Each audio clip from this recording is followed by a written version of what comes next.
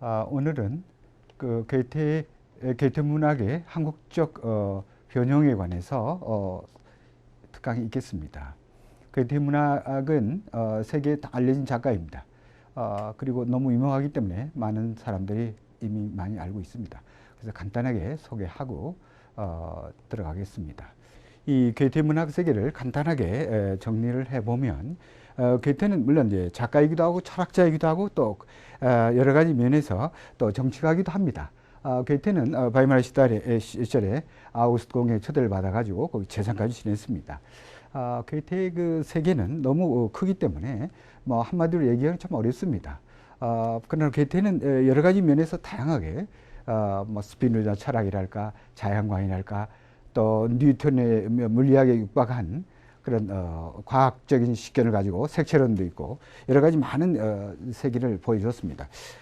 게테의 바이마르 시절 또 물론 저도 바이마르에 가보기도 했지만 바이마르에 지냈던 공간 또 슐러와의 그 여러 가지 교류 이런 것들이 잘 드러나 있습니다. 게테 슐러와 같이 사진 찍은 사진도 바이마르에 세워져 있습니다.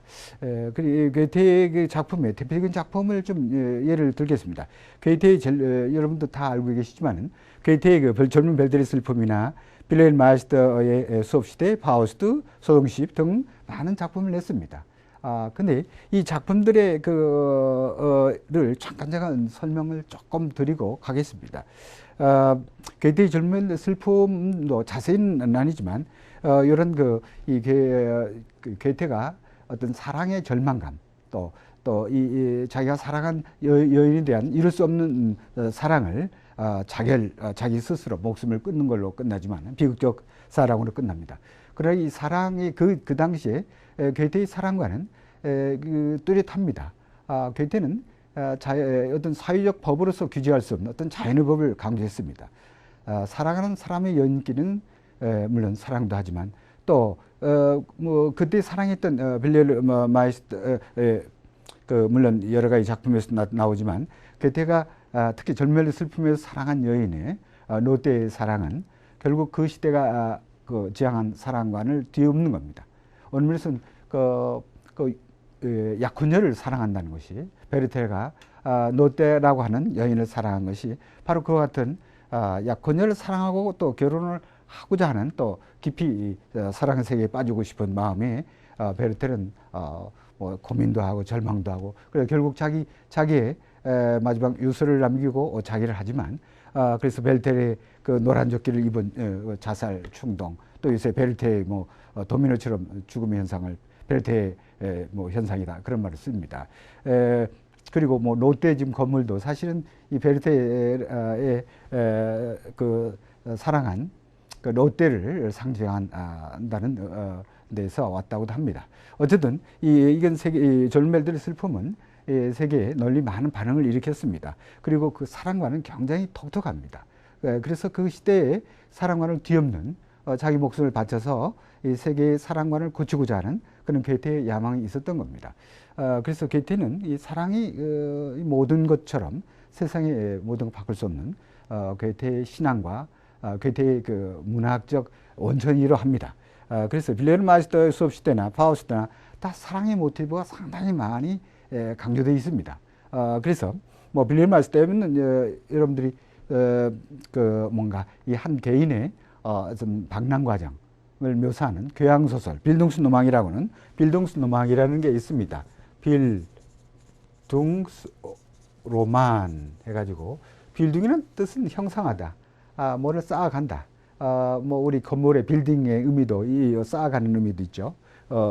이 인격을 쌓아간다. 인격과 어떤 삶을 인격 또 삶의 체험을 쌓아가면서 인생의 어떤 희로애락이랄까 인생을 알아가고 또 여러 가지 세상을 깨달아가는 그런 소설입니다. 그래서 이게 빌레르 마이스터 레아는 물론 독일어로 빌헤름 마이스터스 레어야라고 하는 수업 시대라고 하는 말로 씁니다. 수업하는 시대를 인생 수업.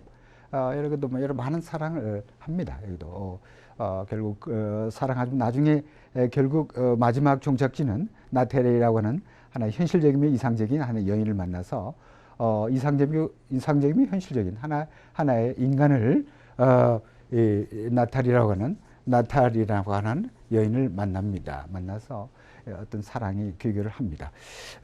물론 파우스트도 그레트엔이라고 하는 여인을 사랑에서 시작됩니다. 결국 뭐냐면 멜피스텔레스가 24년 동안에 계약을 하고 너는 마음껏 살아라. 너 욕망껏 살아라. 그러나 24년 후에는 너 영혼을 아사가마 해가지고 계약을 하죠.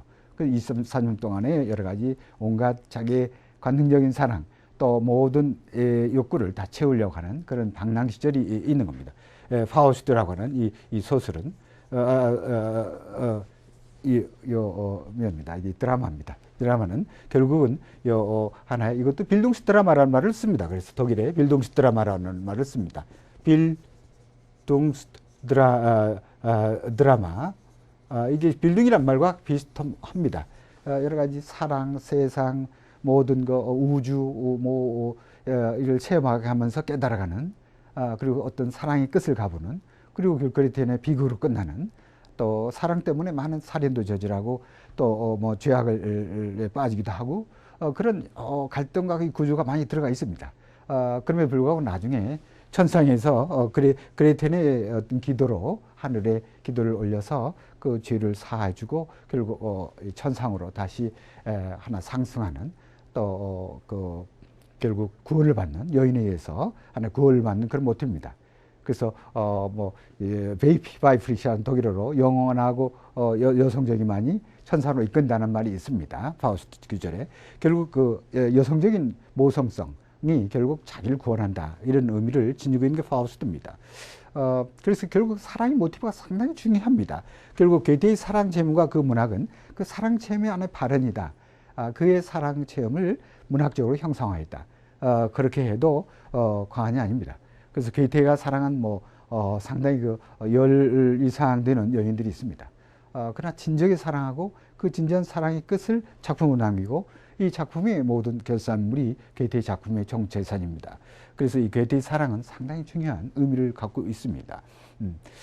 그리고 물론 게테는 그 외에도 자연관이랄까 자연을 보는 관점, 이 어떤 면에서는 스피노자의 범신론적인 판타이스무스라는 범신론이라고 하는 스피노자의 영향을 많이 받습니다. 세계의 모든 만물에 신이 있다 하고 하는 믿음을 많이 가지고 있습니다. 그래서 나중에 물론 이제 수용 과정에서는 많이 나타나지만 파우스트의 작품이나 빌레르 마이스터의 수업 시대, 절멜드 슬픔 이런 작품들이 이 일본을 통해서 한국으로 들어오는 과정 이런 것들을 다음 장에서 계속 시작하겠습니다. 그래서 게테는 과연 이런 게테가 어떻게 해서 이 한국까지 도착하는가, 또 어떤 과정을 통해서 한국 문학 속에 또 어떤 작가를 통해서 발현되는가를 중점적으로 보겠습니다. 시간 관계상 좀 짧게 설명하면서 나가겠습니다. 게테는 이 일본의 중요한 대목이 모리 오가이라는 번역가이며 작가가 있습니다. 일본에. 그래서 이제 모리 오가를 통해서 결국 일본의 게테 문학이 수용됩니다.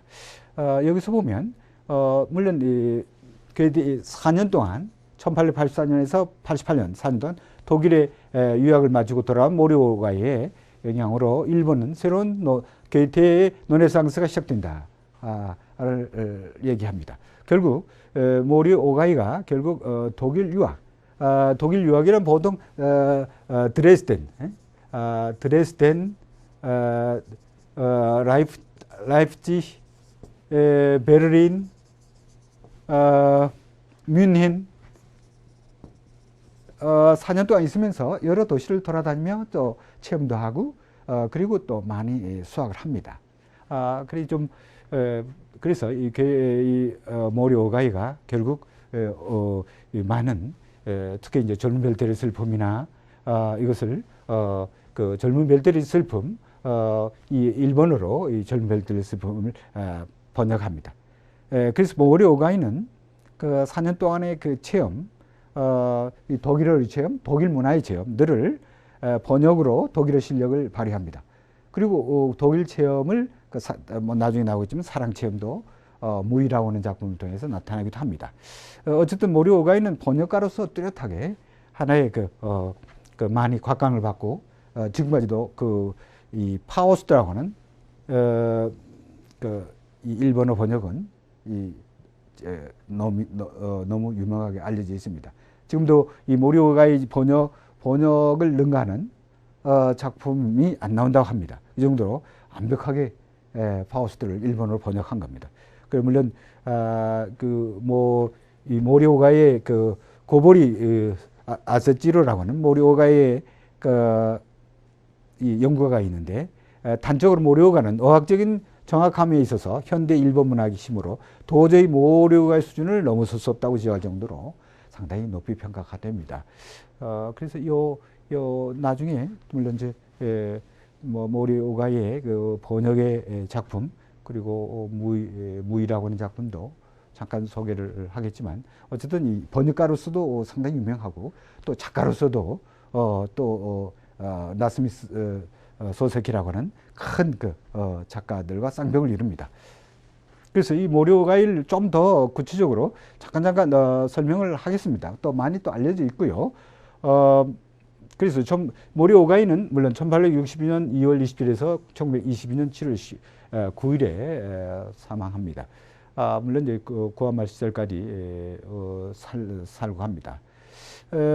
그래서 모리 오가이의 물론 여러 가지 중요한 건 요점만 물론 이제 한번 메이지 시대에 소설가 번역가로 또 극작가로 알려져 있고 또 결국 베를린에 유학 갈 때도 사실 이 모리 오가이가 결국 베를린에 유학 갈 때도 원래 동경대학에 일찍 동경대학을 나오고 군의관으로 군에 가서 의학을 위생학으로 결국 독일에 파견되는 겁니다. 위생학 공부하라고 유학을 보냅니다. 그래서 상당히 수재라고 합니다. 일찍이 어학의 감각이 뚜렷했고 또 그래서 결국 육군 군의관 스타, 3스타 까지도 지낼 정도로 상당히 그 군의관으로서도 유명하고 의학 박사이면 문학 박사 여러 가지 다재다능한 인물이라고 볼 수 있습니다. 그래서 우리 세계 나스미 소세키라고 하는 작가와 나란히 지금도 알려져 있는 인물입니다. 그래서 어쨌든 이 작품의 번역서로 오모가케라고 하는 작품, 이 오모가케도 결국 많은 그 당시 하나 번역집인데 섹스피어, 바이올은 또 괴테의 작품을 소개한 또 또 한시를 또 일본어로 번역한 것도 있고 중요한 또 일본 시를 한시로 번역한 그것까지 다 포함한 오모가케를 내기도 하고 무이라는 작품 내고 증흥신을 발표도 합니다. 어쨌든 모리 오가이는 여러 가지 면에서 물론 여기에 많은 창작 생활을 벌입니다. 그리고 물론 더 또 구체적으로 또 한번 보겠습니다.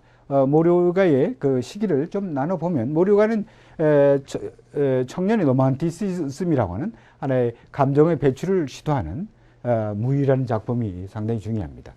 베를린에서 하나의 젊은 일본 청년과 독일 가련한 또 어여쁜 여인과의 사랑 얘기입니다.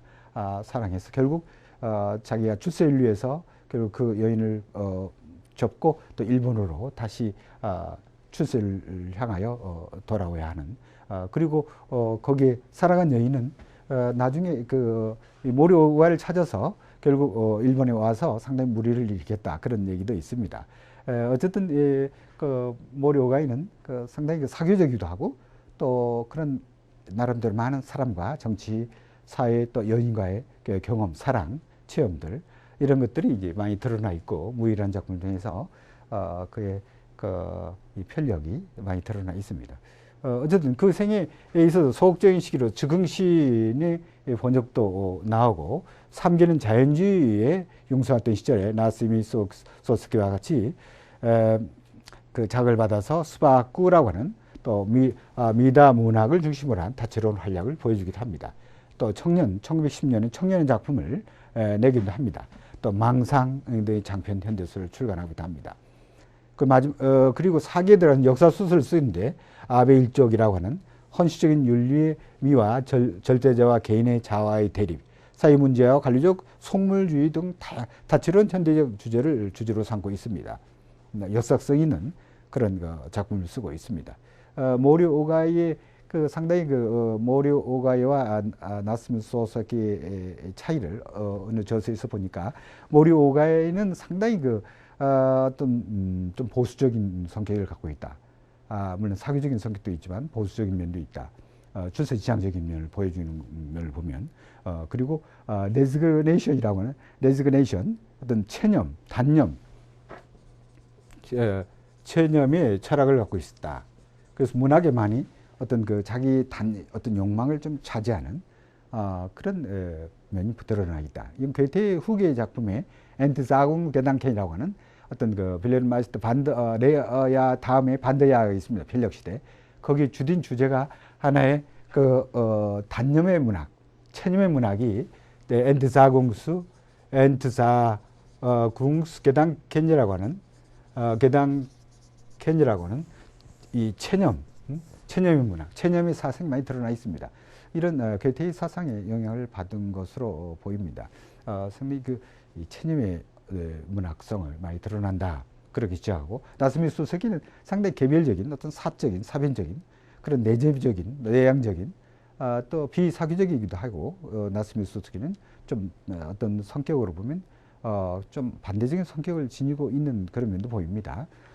그래서 결국 이 나스미 소스키와 모리오가이는 그 쌍벽을 이루면서도 이 특이한 문학성과 성격을 지니고 있었다 얘기할 수 있습니다. 어쨌든 마지막 시비의 주사의 업적을 엄격한 실증적 정신과 시인적 감정을 응용을 보인 독자적인 사전 문학을 창조했다. 역사적인 성격과 어떤 스토리, 어떤 그 이야기 또 어떤 뭔가 하나의 그래서 결국 이런 문학의 세계 5개의 문학을 정리해 볼 수 있습니다. 그래서 모리오 오가이의 물론 유학 시절에 괴테 문학의 13살부터 독일어를 공부하기 시작했다니까 천재성이 일찍부터 드러납니다. 언어와 감각이. 또 45권의 네크란판의 전집을 다 번역을 낼 정도로 왕성한 실력을 과시합니다. 그리고 아까 얘기한 이 어모영이라고 하는 이 시집을 아까 섹스피어다 괴테다 이 작품이 다 한시 번역도 일본어로 번역한 것도 여기 다 들어가 있습니다. 그래서 파우스트에 나오는 민용의 노래도 작가들의 큰 반응을 일으킵니다. 그리고 망상의 작품도 여기도 괴테의 말이 많이 인용되고 있다는 거. 그리고 괴테 파우스트 번역은 지금도 최고의 번역의 정확성과 또 독일어의 감각이 충분히 드러나 있다는 것을 그래서 베스트셀러가 되게 됩니다. 대개 이제 한국 그 당시 와세대 대학이나 일본에 유학했던 한국 근대 지성인들은 염상섭이나 이광수나 이 다 모리 오가이 작품을 접한 것으로 나와 있습니다. 물론 이제 작가에 대해서 물론 우리가 잠깐 시간이 좀 없어서 잠깐 스마사키 도송이랄까 이런 작가들도 상당히 어느 면에서 이런 괴테의 이 작품이 많이 드러나 있는 근대 문학을 접할 때 시마사키 도송은 유광수에도 많은 영향을 줬던 작가입니다. 그리고 염상섭도 많이 읽었던 다 그 당시 뭔가 일본의 작가로서 하나의 이 메지 시대에 활약했던 작가입니다. 작품에 와카나키 와카나슈, 그 다음에 히토 하브네, 뭐 나쿄 바이슈 이런 것을 발표, 화려한 낭만의 시인으로서 출발합니다. 그리고 산문으로 와라조리 또 학과일을 발표하기도 합니다. 그래서 근대문학의 새로운 시대를 개척하기도 하고 동시에 문단에 우뚝 서게 됩니다. 그래서 1943년 8월 20일 뇌일례로 죽고 맙니다. 그래서 근대문학의 하나의 문호라고 지식합니다. 시마자키 도송이란 작가가. 그래서 아까 얘기한 약체집, 이게 이 약체집을 간행할 때 괴테시를 읽고서 괴테의 식구를 그대로 인용하고 있다. 그리고 하추라는 시에는 파우스트의 영향을 받은 작품이 많이 드러나 있다도 지적합니다. 그래서 아까 얘기한 뭐 잠깐 그 모리오가이와 잠깐 대조를 이루는 또 쌍벽을 이룬 나스미 소세키에 대해서 잠깐 얘기하겠습니다. 이 나스미 소세키의 이 작품에 이런 이 평론가, 영문학자, 또 사실 이 나스미 소세키는 아까 저 모리오가이가 4년간 독일을 유학했다면 나스미 소세키는 2년 동안 영국에 유학을 하게 됩니다. 그래서 이 영국의 유학 당시의 체험들, 또 외국 체험들, 문학 체험, 영문학을 본격적으로 공부하고 또 교수로서 활동을 한 경험이 있습니다. 그래서 나스미 소세키의 작품은 나는 고양이 소이다, 이런 작품을 내기도 합니다. 마음, 고고로, 나 그 이유 작품을 널리 알립니다.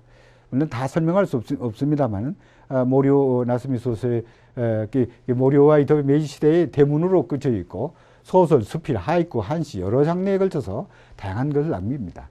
하이쿠는 일본을 대표하는 하나의 단시로서 짧은 삼행시처럼 단시입니다. 십기라고 그러죠. 그래서 결국 이 나스미 소세키는 고전적 어떤 교양을 물론 갖고 있습니다.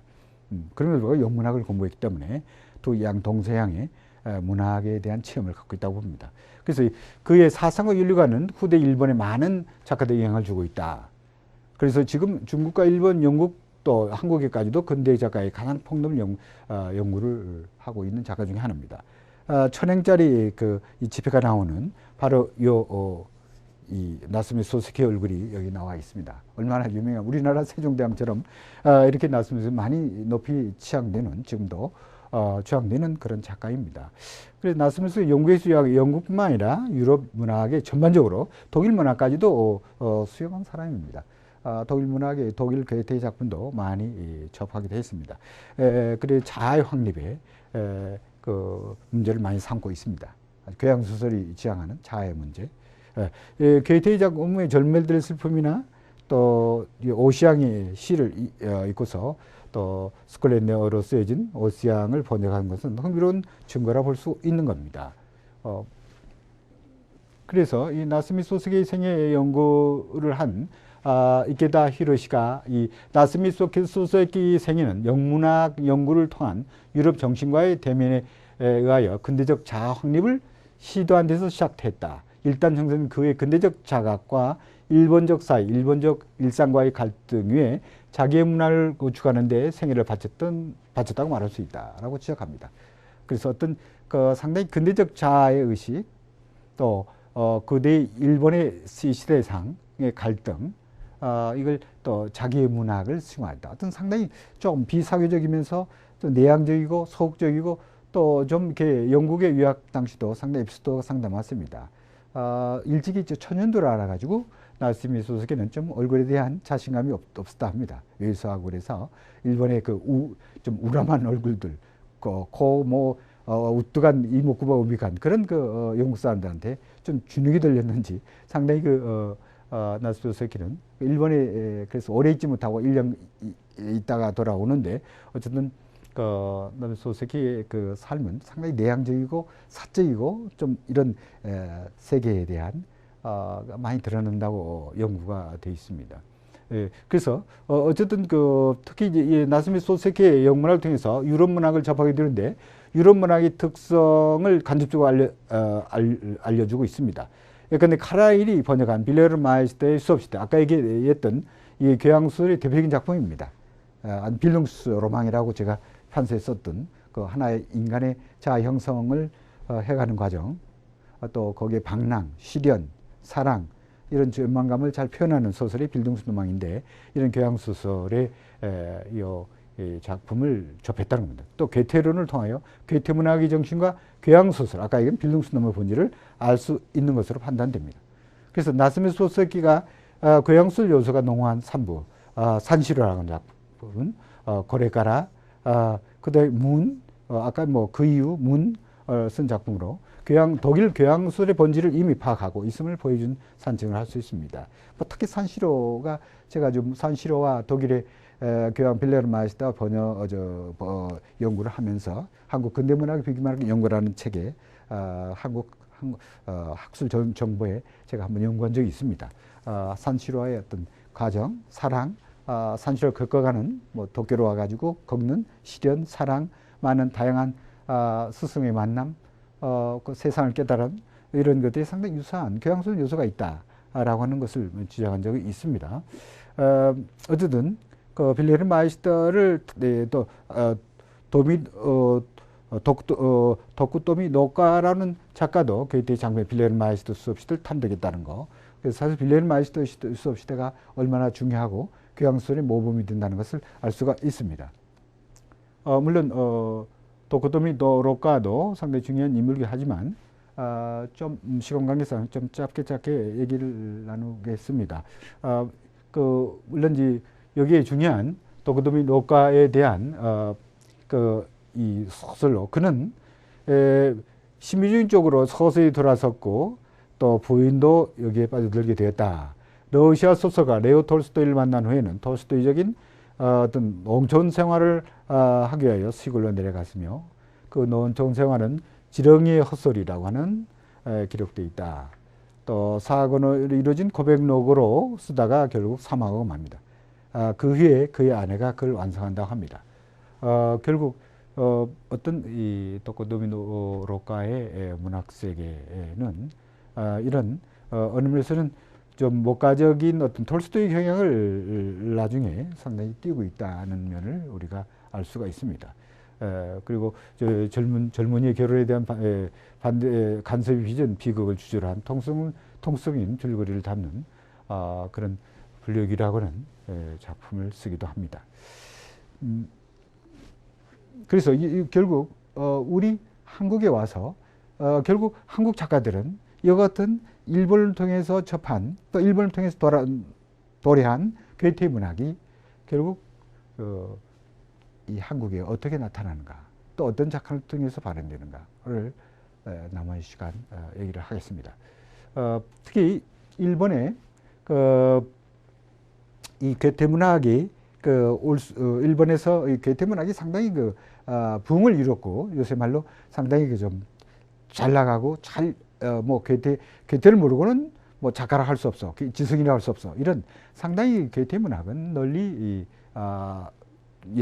알려져 있었고, 그래서 이광수가 그때 와서 대학 다닐 때 아까 얘기한 도쿠토미 노카나 키노시타 무카에나 또 구니키타 도포 다야마 카타이 나스미 소세키, 중요한 작가죠.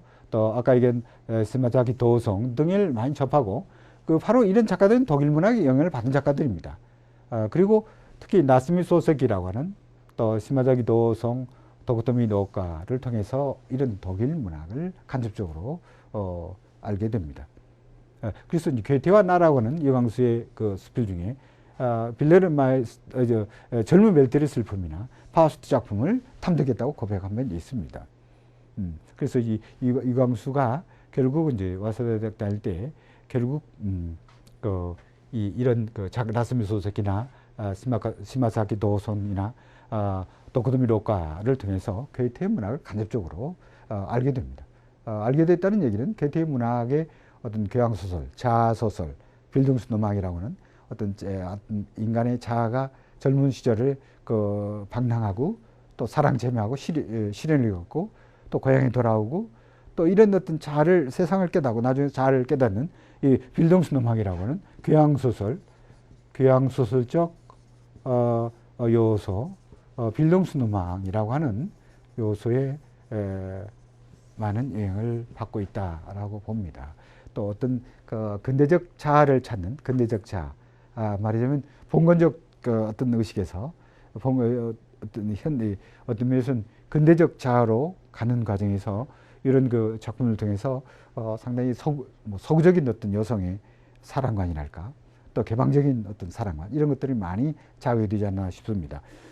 어쨌든 그 유광수의 무정의 작품에서도 많이 이인식과 박영치의 사랑, 또 박영치가 이 어떤 봉건적인 의식에서 자아로 어떤 근대적 자아로 깨달은 과정, 이런 것들이 상당히 많이 드러나는 작품인데, 이런 것들의 요소가 이런 그 당시 일본 작가를 통해서 게테 문학을 접한 일본 작가를 통해서 이런 어떤 근대적 자아 의식을 가지게 되지 않았는가 하는 생각이 듭니다. 그리고 염상섭의 제아나 이 선생을 통해서도 이에서 번역한 게테의 파우스트인 요소를 알 수 있습니다. 파우스트의 얘기가 많이 나옵니다. 결국 게테 문학이 번역을 통해서 어떻게 수행되는가를 한번 보겠습니다. 게테의 물론 이걸 다 이 분석을 뜯어볼 수는 없습니다. 그러나 대표적으로 하나의 예를 들면 이게 독일어를 무시하고 일본에서 번역된 독일 문학을 한국어로 번역할 경우를 예시한 겁니다.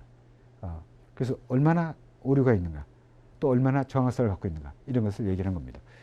그래서 게테의 환영과 이별이라고는 빌코멘 und Abschied라는 그 시가 있습니다. 전영택이라고는 번역시를 한번 비교를 잠깐 해보면, Es geschluckt mein Herz, gespint zu Pferd, es war getan fast ehe gedat라는 시가 있습니다.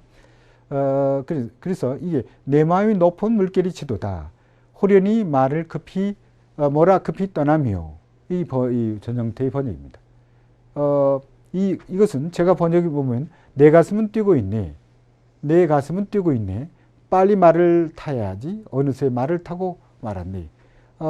그래서 전영태의 번역은 내 마음이 높은 물결이 치도다, 이런 내 마음의 물결이 치도다고 하는 번역으로 되어 있습니다.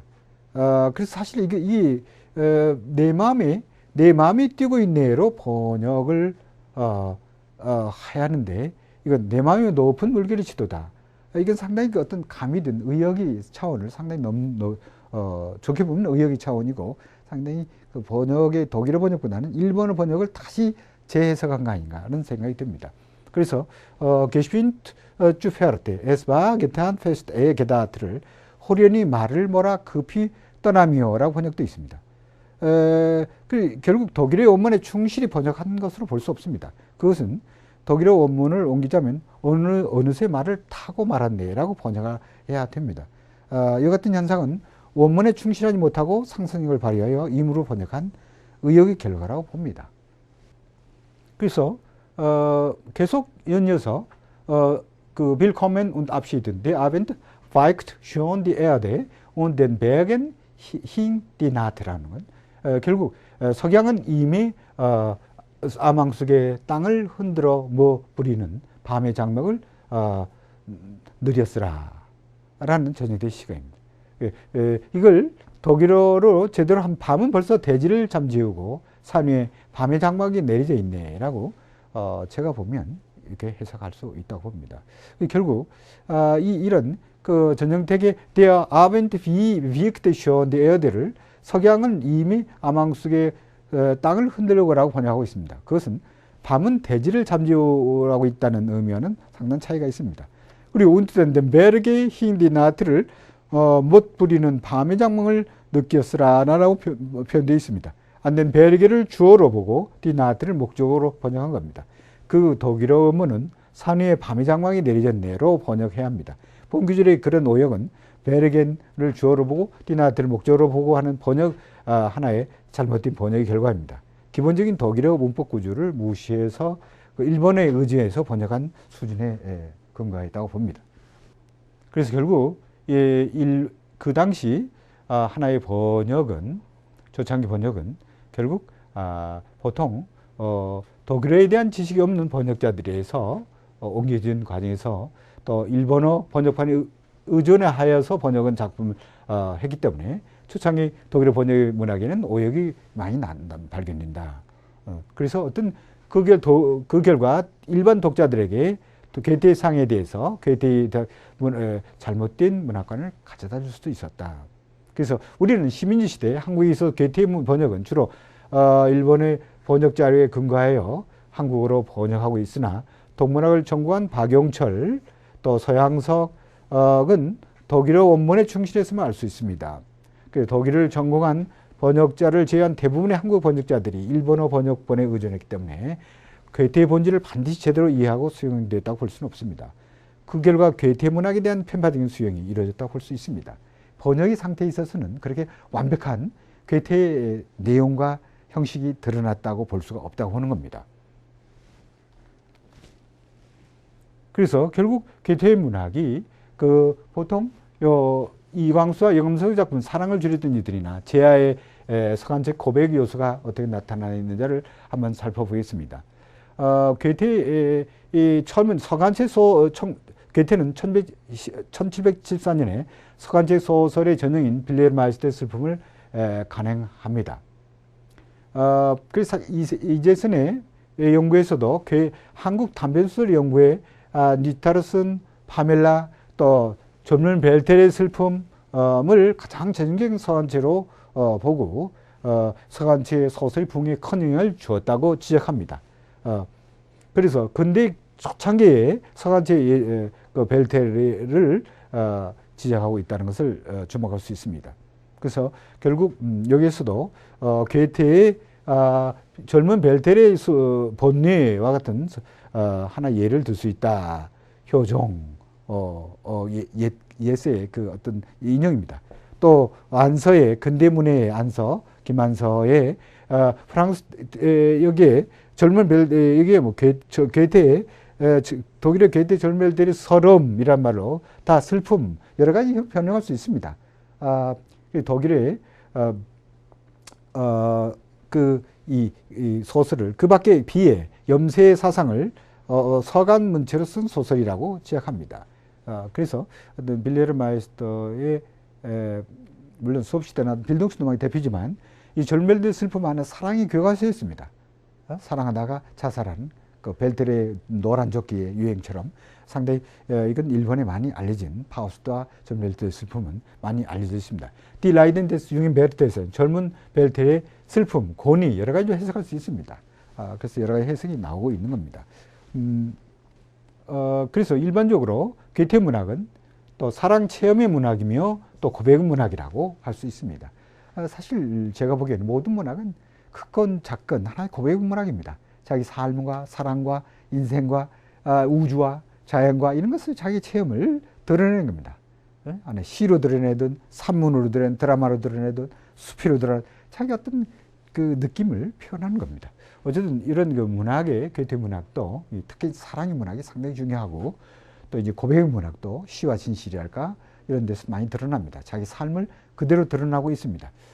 특히 절멜드 슬픔인 고백적 요소가 서간체 소설로 자아 소설로 나는 너에게 사랑을 고백하노라 이런 사랑의 어떤 자아의 소설입니다. 루소의 고백록 콤백스용을 통해서도 이런 순수한 사랑의 가치를 인식됩니다. 괴테는 사실 이 서간체적인 요소를 루소의 고백록에서도 많이 암시를 받았다고 지적합니다. 그래서 루소가 읽었던 서간체 모델은 바로 리샤르드슨과 루소의 서간체 소설이다 이렇게 지적합니다. 그래서 괴테는 인간의 자연성과 또 고백의 요소를 강조하기 위하여 서간체 소설 양식을 그의 문학 속에 수용하였다고 볼 수 있다.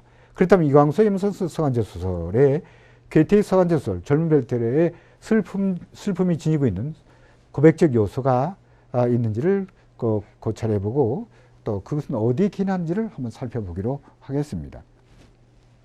예를 들면 괴테의 서간체 소설 절멸될 슬픔과 이광수 사랑에 줄였던 이들, 또 염상섭의 재야를 비교를 잠깐 해보겠습니다. 괴테의 절멸될 슬픔에 나오는 이렇게 나옵니다. 나는 롯데를 너무 자주 찾아가지 않기로 마음속에 다짐했어. 그러나 어떻게 그것을 지킬 수 있단 말이오. 나는 날마다 그 유혹에 넘어가곤 하였어. 그러면서도 내일은 찾아가지 않겠다고 단단히 다짐해 봅니다. 그러나 그 내일이 오면 역시 가지 않건 배기지 못하오. 이런 구절이 있습니다. 유광수의 작품을 보면 내가 형의 매시를 사랑했던 것은 사실이죠. 그것은 형과 한 집에 있게 된 때부터라 하기보다는 기실 서울서 중학교에 다닐 때부터지요. 형과 형의 매시가 동경으로 떠난 뒤에 나는 마치 얼음 세계에 혼자만 내버려짐이 된 사람 같아서 며칠 동안은 먹지도 자지도 못하고 어찌할 줄을 몰랐소이다. 그리고 염상섭의 그러나 날이 바락바락 닥쳐올수록 무엇보다도 시급한 것은 미국에 빠져나올 고깃덩어리의 조처 문제였습니다. 이것만은 절대 비밀이라는 조건이 붙기 때문에 어머니하고 회론해 보아야 별로 위안이 없습니다. 이게 자기의 삶의 사랑 체험, 자기 사적인 체험의 고백성이 드러나고 있는 겁니다. 이것이 괴테에서 상당히 간접적으로 받은 게 아니냐 보고 제가 어디서 온 것인지를 한번 보겠습니다. 그래서 별태의 이광수의 결국은 괴테의 별들의 약혼자가 있는 롯데를 사랑해서는 안 된다고 마음을 다짐하면서도 사랑에 못 이겨서 다시 애인 롯데를 찾아갈 수밖에 없다고 하는 편지적으로 고백하고 있다는 점, 또 이광수 경우는 형을 짝사랑하는 마음을 형한테 솔직하게 고백하고 있는 서간체 문장이라는 점, 또 염상수의 경우는 서술자인 최정희는 자기의 문란한 성생활의 결과로 생긴 아이 문제를 솔직하게 고백하고 있는 모습, 이 세 가지 공통 부분은 서술자의 자해 내면 세계를 솔직히 고백하는 서간체 양식을 지니고 있다는 사실입니다.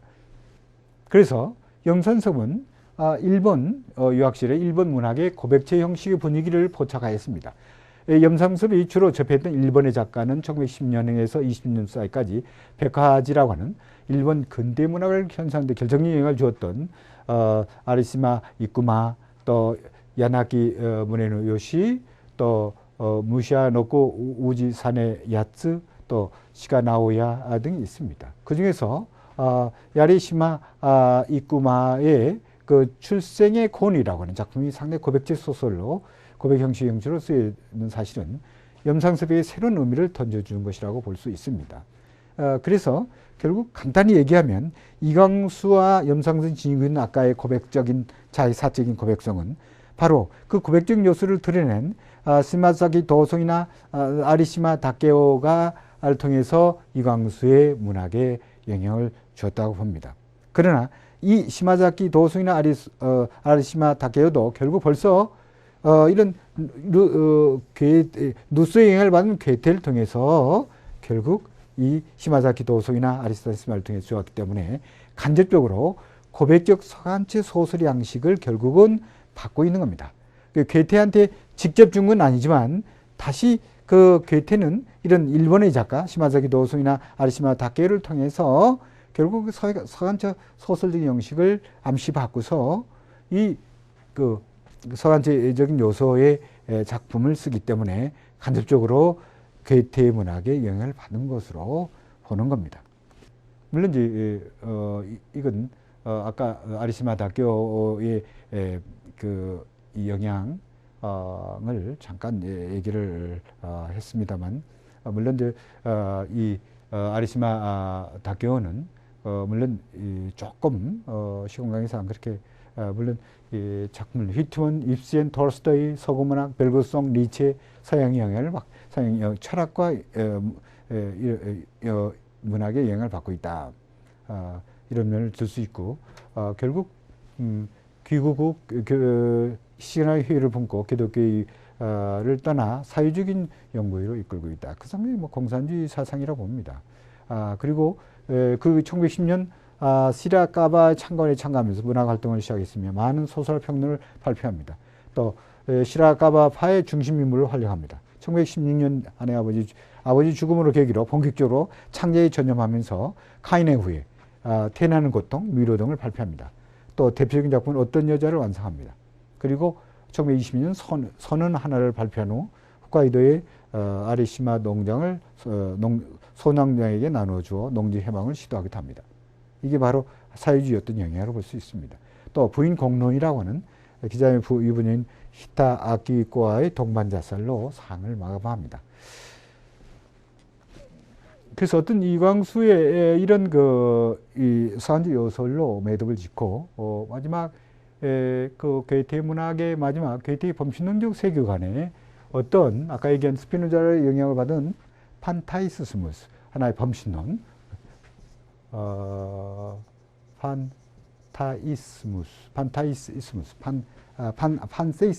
판세이시스무스 이런 그 범신론의 영향을 세계의 모든 신이 있다고 하는 영향, 그리고 스피노자의 범신론 또 체험 사상의 영향을 받고 있답니다.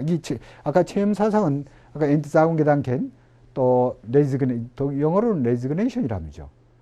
아까 모리오가에 갖고 있었던 하나의 체념, 단념, 모든 세계의 욕망을 끊는 그런 사상이 후기 괴테의 사상을 지배하고 있거든요. 어쨌든 범신론의 영향을 드러낸 파우스트, 그 속에 밤이나 나트, 숲과 동굴, 팔툰 휠레, 마르테의 정원, 마르틴 가르텐을 통해 주인공 파우스트가 자연감정을 존중하는 범신론적인 인물, 또 이 어떤 창의에 충실한 창조의 의욕을 지속해 보여주면서 노력하는 인간의 모습을 표현하고 있습니다. 그래서 발프르기스의 밤이라고 하는 장면에 나오는 신비스러운 도깨비 볼까지도 인물화하고 또 그의 이런 것은 범신론적 입장을 보이고 있는 것이며, 숲과 동굴에 있어서도 파우스트는 사랑하는 애인을 저버리고 그의 양심의 가책을 받지만 자연의 범속에 안기어 신비로운 자연의 세계에 잠입하여 자연과 하나가 되는 일체감을 포인합니다. 이것은 스피노자의 범신론적 세계관과 그 매를 같이 한다고 볼 수 있습니다. 결국 하나의 모든 도깨비도 인간화시키는 것, 또 어떤 자연과 인간이 어떤 하나로 함몰되는, 또 자연 속에서 어떤 마음의 위로를 느끼는 하나가 되는 이런 어떤 신비스러운 자연의 세계, 범신론 세계를 많이 드러낸다고 볼 수 있는 겁니다. 그래서 이광수의 무정을 보면 이 바로 무정의 작품을 보면 이렇습니다. 사랑의 생명은 우주의 생명 같다. 우주가 만물을 포용한 모양으로 인생도 만물을 포용한다. 그러므로 한 줌의 극히 작은 별도 우주의 전 생명의 일부이요, 지상의 극히 미세한 풀잎 하나, 티끌 하나도 모두 우주의 전 생명의 일부이다. 이와 같은 생명과 상명 생명과 우주의 생명이 일치시 보는 하나의 어떤 자연과 인간의 동일시 보는 이런 하나의 관점. 그래서 별도 우주의 전생 일부이며 풀잎 하나도 우주의 전 생명 일부라고 보는 범신론 세계관의 표현을 볼 수 있습니다. 이 같은 범신론 표현이 바로 괴테의 파우스트 나오는 아까 전에 얘기했던 파우스트의 그레텐의 대화 속에서도 다음과 같이 나타납니다. 만물을 감싸는 자, 만물을 보존케 하는 자라면 그 자가 당신도 나도 자기 자신까지도 감싸고 보존케 하는 것이 아닌가. 하늘은 저 위에 둥근 천정을 이루고 있지 않소. 땅은 이 아래에 흔들리지 않고 누워 있지 않소. 이런 만물을 감싸는 어떤 당신도 나도 자신까지도 감싸고 보존하는 것이 아닌가라고 하는 어떤 세계, 우주와 자아의 어떤 함몰되어 있는 것, 그리고 또 이게 하나로 보는 관점, 그 속에 어떤 신비감, 신의 존재를 의식하는 이런 범신론적 사고의 발상이 상당히 유사하다고 보는 겁니다. 그래서 이 선생의 경우도 결국 범신론적 세계관이 많이 드러나 있습니다. 한 포기의 풀, 한 송이의 꽃을 대할 때에 우리는 그 자연의 묘미를 경탄하며 그 생명과 미에 대하여 경탄한 마음으로 탄식의 꽃을 꺾지 않으면 안 될 의무는 있어도 그 존재를 무시할 생명을 유린할 권리는 조금도 없어. 이렇게 어떤 그 자연의 심리, 한 송이 꽃을 보면서 어떤 자연의 어떤 그 심리와 묘미를 의식하고 건강한 마음까지도 느끼게 하는 이런 자연의 어떤 염상성의 범신론 세계관은 괴테의 파우스트, 밤, 숲과 아까 얘기한 동굴에 나오는 우주 만물에 대한 범신론적 공감에 연연한 것이라는 것은 수필 비평 중에 한국 근대문학의 근대문학과 생명문학의 외래 사상 영향을 중심으로 하는 이보영의 그 교수의 견해와 같이 동감합니다.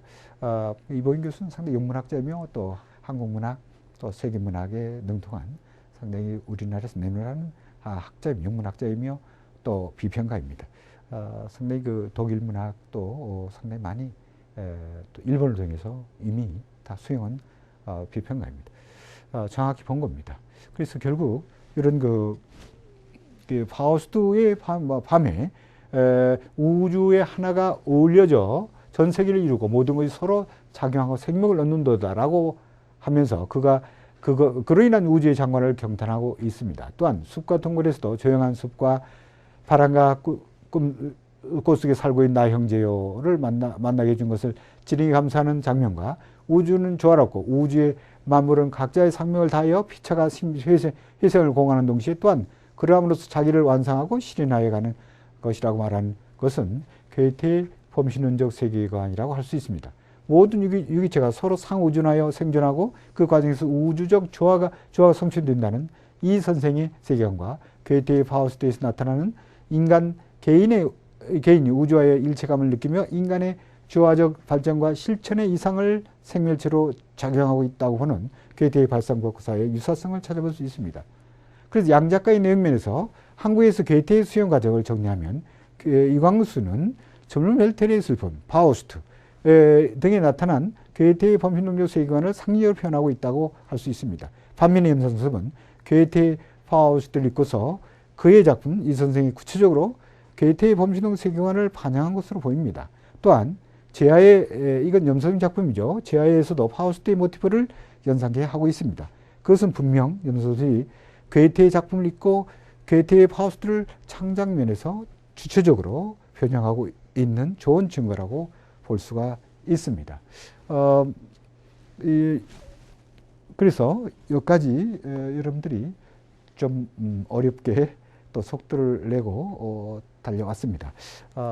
사실 이게 1시간 안에 이 괴테 문학에 대해서 또 괴테 수용사에 대해서 정리한다는 것은 어려운 얘기입니다.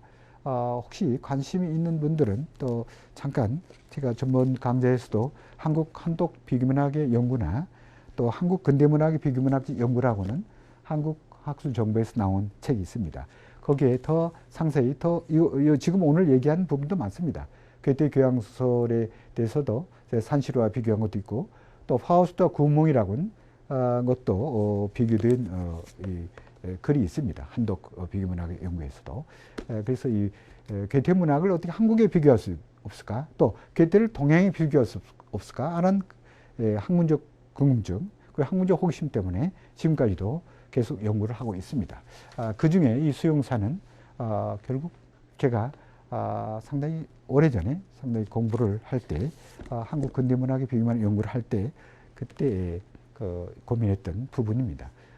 혹시 또 질문이 있거나 또 여기에 대해서 관심을 갖고 있는 사람들은 이 책을 통해서 많이 더 자기 관심을 확대하기를 바랍니다.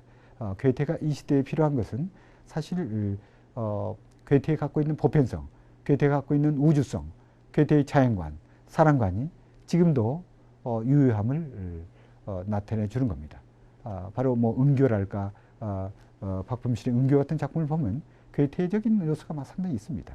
괴테의 사랑, 만년의 소녀의 사랑, 늙으면서도 소녀를 사랑하는 그런 마지막 사랑과 상당히 많은 걸 연상케 합니다. 어쨌든 괴테는 지금도 한국 작가들에게 많은 신곡을 울려준 작가임을 보여주는 겁니다. 이것으로서 오늘의 특강을 마치겠습니다. 감사합니다.